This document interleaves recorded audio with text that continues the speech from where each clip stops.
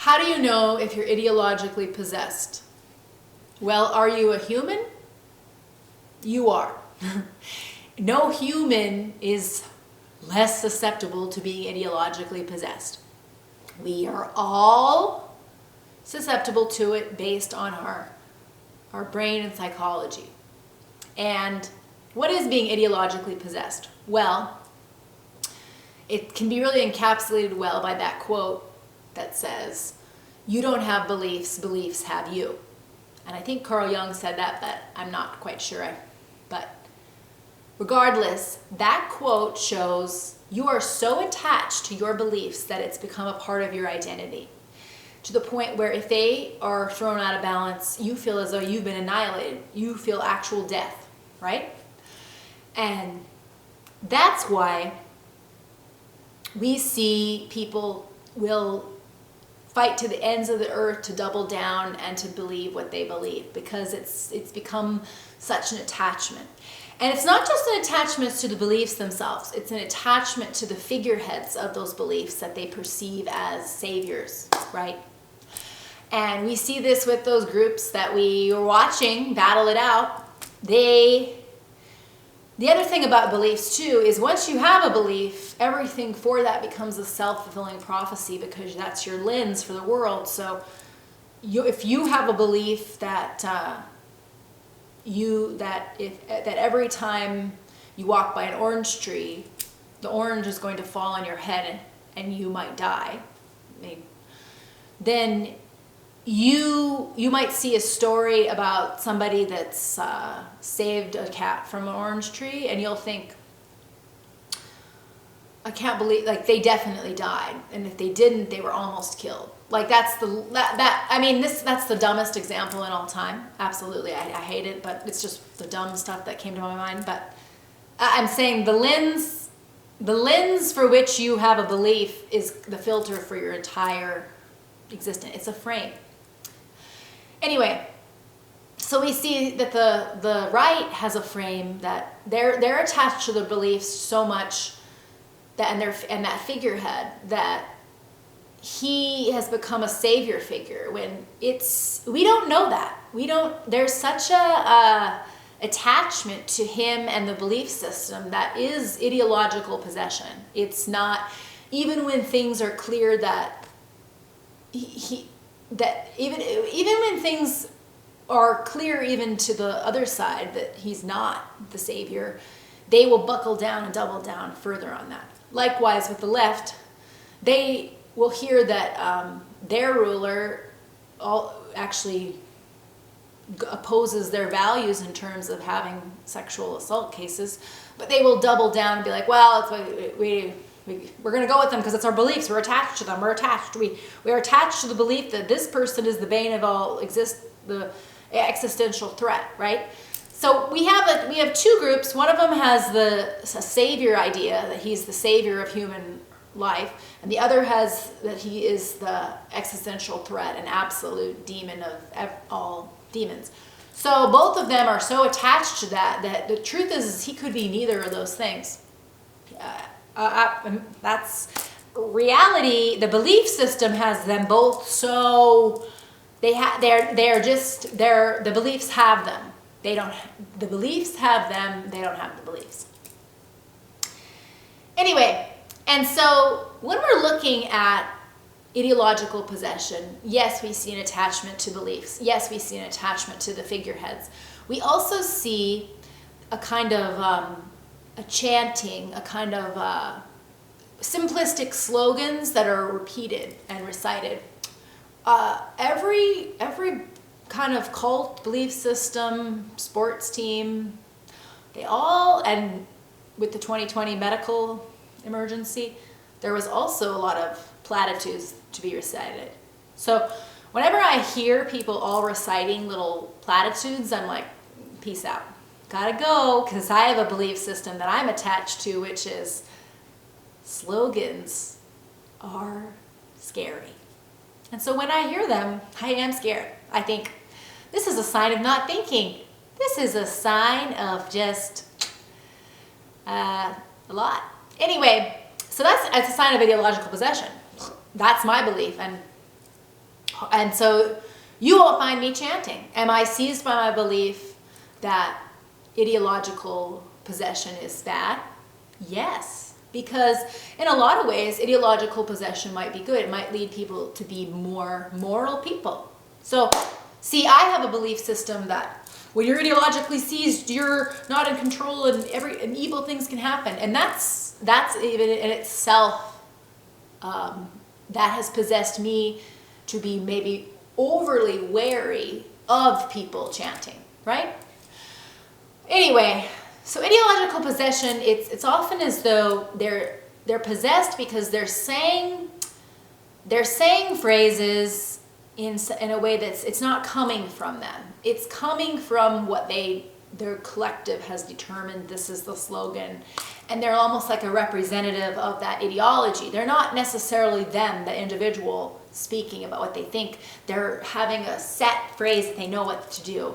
An example of this is when people instantly recite, you can't be racism towards white people. That's a typical kind of knee-jerk response to anyone that's trying to say, maybe imitating the exploitive behaviors that we are trying to eradicate isn't the best course. Maybe we don't want to be doing the exact exploitive, bigoted behaviors that we're trying to eradicate out of society.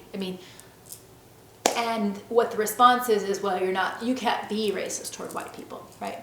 That's a good example of that kind of knee-jerk, I'm a representative of my ideological possession, and I'm going to tell you what my group says. And it's definitive, and they repeat it in that way that's like, well, is it you speaking, or is it just that's the deemed acceptable doctrine? That's the word, And we also see it, the medical thing. We have the trust the experts, follow the science.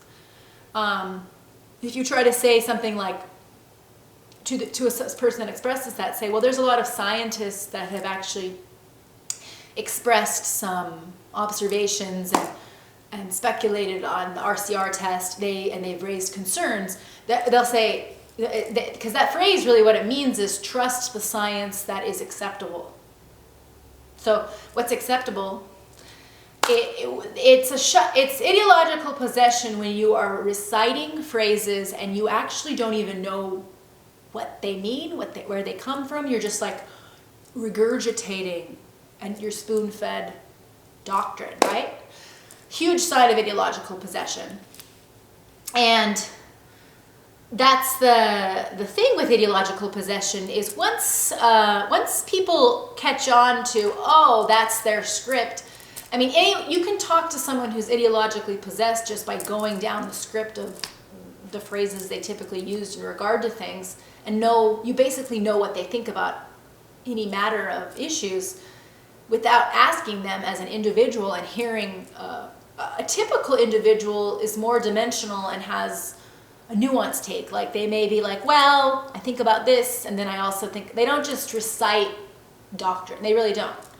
So ideological possession can really limit us, because suddenly we're blind to our own selves. We're not self-aware. We don't even see that we're just reiterating and regurgitating, and we don't even see that we're not processing and thinking.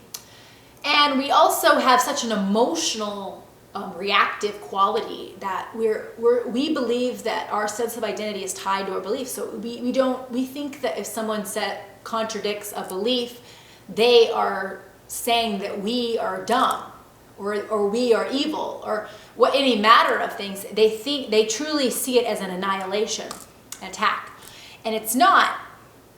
And that's why if you stay unattached to beliefs, if you have this idea that's like, I would love to be proven wrong, or that's pretty severe. Maybe just even this curiosity and this, I don't know, and I'm willing to confront that I'm wrong. I'm willing to confront it. And if I am, I I still won't take that new belief as the new sometimes what I notice is people will jump from one ideological possessive group to the next. Perfect example is I know a girl who grew up in a Southern Baptist religion. She was totally ideologically possessed by the church. Then she went to, this is probably classic all-American millennial story, and then she went to college, and then it was completely in the social justice ideological possession and seeing race and sexism and all of that everywhere.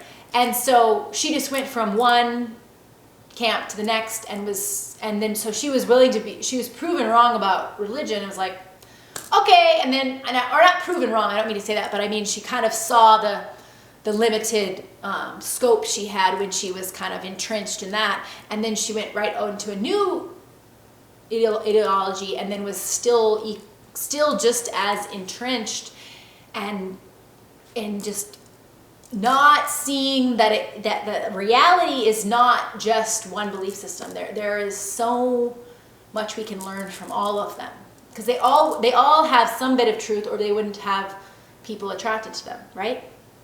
Anyway, so it's like stereotypes in that way. Like, we all hate stereotypes, but they all have an element of truth, but it's not the whole truth. And that's the same with ideology. Ideology seems to kind of account for everything, but it's just a sketch, and it's not an actual detailed painting or photograph that gets into every little specificity of a nuance of the world. And so when you have this curiosity and this open mind to say, okay, I can be proven wrong, but that doesn't mean I'm just going to jump ship and go into the next ideological possession and start lecturing about that. It just means I have new information, and I'm going to keep absorbing and learning and always be in this better state of detachment to beliefs, in terms of, I can believe this, but I'm also aware of exceptions and of not getting dogmatic and entrenched and rigid, because that is limiting me from, again, the ultimate pursuit of truth is what we should aim for. Truth, even if it makes us uncomfortable and terrified, even if it makes us feel as though our worldview is shattered, honestly, keeping that willingness to be proven wrong, and then to not have this attachment where I am so attached to my beliefs that it feels like annihilation if they're wrong, right? And a lot of beliefs that we have, because they are so, in a way, often they have this kind of negative worldview. In some ways, it should be affirming and exciting when that's proven wrong. Like, if you believe that there were scary, bigoted boogeymen everywhere out to get you, and you lived in a state of paranoia and kind of looking for people to cancel and scream, well, wouldn't it be a relief for you to realize, actually, you don't have to live at that whim of thinking, the whim of the world where you think everyone's out to get you. Actually, people are not that way. Wouldn't that be actually such a relief? Because it lets you off but the thing it does is it actually lets you off the hook for, you can't just blame, I'm at the whim of the world. You have to then think, okay, there are individuals who are bad, not collectives, individuals. And then there's also me who has this belief that's framing my reality to see it, because it becomes a self-fulfilling prophecy if I have a belief and I keep looking to be affirmed in it, right? So that's ideological possession, when you are continuously, because you have this belief and lens of seeing the world, you see it reflected back at you because you're looking for it already. You have a belief about it, so you're going to see it, right?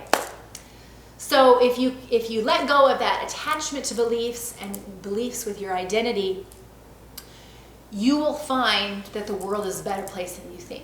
Like, when I hear people chanting, I'm not going to just believe that they might be a cult, because that's a limiting belief that puts me at thinking they're dangerous and scary, and I'm demonizing people who do chants, because sometimes simplistic slogans might be really great.